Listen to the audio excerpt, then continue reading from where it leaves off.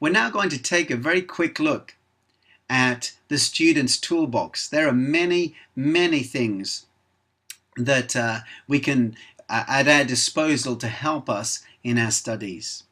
There are many tools that can aid our study of the scriptures, which are readily available from Christian bookshops and other good bookshops or via the internet. One of the key ones would be Strong's Exhaustive Concordance. Strong's Concordance is a reference tool which allows the student to look up every occurrence of a particular word in the King James Bible. Concordances are also available for other translations such as the NIV and the New American Standard. Furthermore, it features a system of reference allowing the student to then find the original Hebrew or Greek words and their meanings from which the English was translated. And we provide an example of this with pictures from Strong's Concordance and from the Hebrew lexicon that you can take a look at in the note, where we look at the word prosper in Psalm 1 verse 3 and then look that up in its original Hebrew form.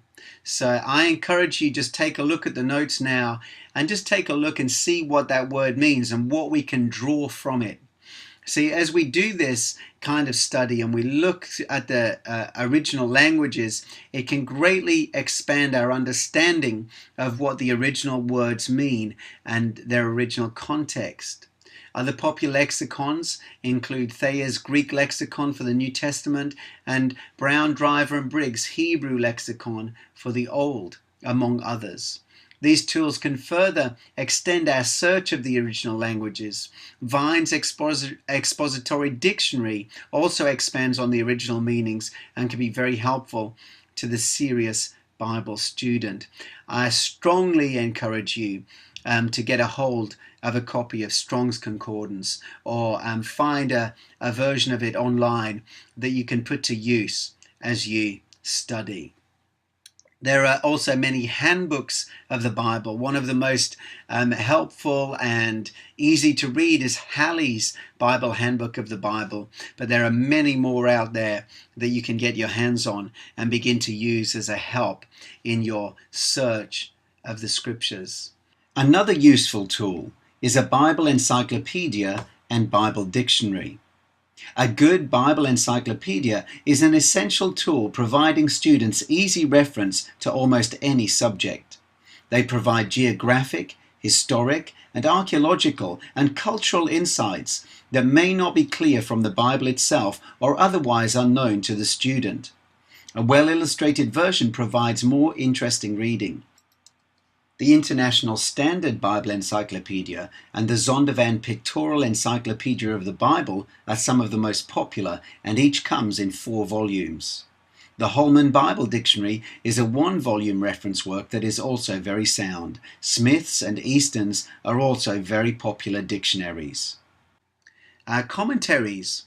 Many commentaries are available, and the student must be aware that a commentary contains the doctrinal slant and opinion of the author, and therefore no one commentary can be considered fully or finally authoritative. However, they provide the student with a rich resource, allowing us to enjoy the fruits of others' studies and devotions. In my opinion, a commentary should be clothed with a devotion to God and a reverence for the Bible as God's unerring word, because some commentaries seek to undermine more than they edify. So do be careful which ones you read. Recommendations for a 1-volume commentary, freely available. I like the classic Matthew Henry's commentary. Jameson, Fawcett and Brown's commentary on the whole Bible is also very good. Again, do some research yourselves and see if you can find some that really work for you. Some other great things that are available to help us, tools that are available to help us in our Bible study, are obviously computer programs. We can do so much now on our computers and online, and there are many Bible packages available for electronic study. On the PC, I've personally used Quick Verse. I've used Nelson's Electronic Reference Library. A good friend of mine recommended the PC Study Bible as a great option. I use a Mac, so Quick Verse is available for the Mac, but in a very limited way. I certainly wouldn't recommend it necessarily. By far the best package that I found for the Mac is Accordance. Concordance Bible software. You can also use this on a PC with PC emulation software that's available from the Concordance sellers, and this is an absolutely amazing tool for Bible study. I cannot highly recommend it enough. It is absolutely brilliant. Tyndale House has produced an excellent resource which can be useful as well, called Illumina. If you can get a hold of Illumina, it's quite a multimedia based Bible study tool with 3D videos, and you can walk into the tabernacle and look around the tabernacle and such like. That's also a very good piece of software, particularly if you're teaching, because you can use some of the multimedia content in a classroom situation. But of course there are also a lot of free tools that are available.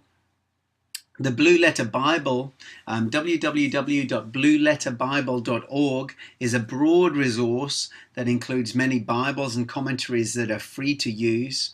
And then eSword, ESWORD.net, is a downloadable and expandable Bible study software for PC and Pocket PC, and includes many non-English Bible versions if they're needed. So there we have it. I mean, that's just a very skimming of the surface of some of the things that are available to help us. Throughout the course, we'll encourage you to look at many other books and resources. I encourage you to just get in there and take a look yourself. There are also some other books on the market which outline detailed systems for Bible study and topical study, etc.